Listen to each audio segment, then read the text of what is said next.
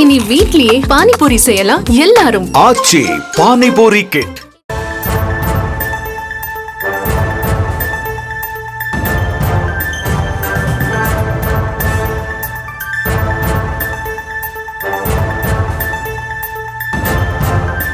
தற்போதைய அண்மை செய்தி. விழுப்புரம் அருகே விபத்து வழக்கு தொடர்பாக மத்திய அமைச்சரின் உறவினர் கைது செய்யப்பட்டிருக்கக்கூடிய அண்மை தகவலை பார்த்துக் கொண்டிருக்கிறோம். விவரங்களை எம்முடைய செய்தியாளர் கலீப் அப்துல்லா வழங்க நாம் கேட்கலாம். கலீப் அப்துல்லா, விரிவான விவரங்கள். வணக்கம்.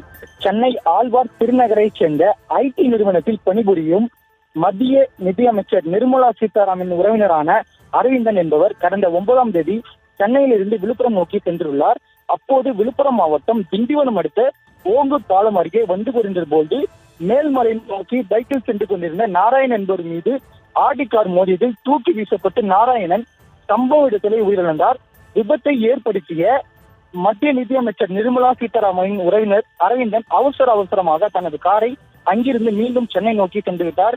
விபத்தை ஏற்படுத்திய வாகனம் இது என்று தெரியாமல் போலீசார் திணறி வந்தனர். இந்த நிலையில் இதை தொடர்ந்து வலகோடு போலீசார் விபத்து நடந்த நேரத்தில் அப்பகுதியை கடந்து சென்ற வாகனங்கள் குறித்து அப்பகுதியில் இருந்த ஓங்கூர் சுங்கச்சாவடியில் அமைக்கப்பட்டிருந்த கண்காணிப்பு கேமராவில் ஆய்வு செய்த போது வெஸ்ட் பெங்கால் கொண்ட 06L1666 என்ற பதிவில் கொண்ட ஆடி கார் சென்னையிலிருந்து விழுப்புரம் மார்க்கமாக வந்ததும் சிறிது நேரத்தில் மீண்டும் சென்னையை நோக்கி சென்றது பதிவாகி தெரிந்தது.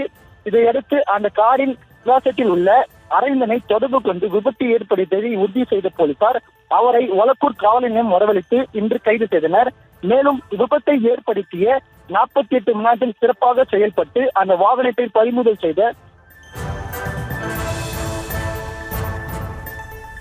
தற்போதைய விவரங்களுக்கு நன்றி கலீப் அப்துல்லா. இனி வீட்லயே பானிபூரி செய்யலாம் எல்லாரும். ஆச்சி பானிபூரி கிட்.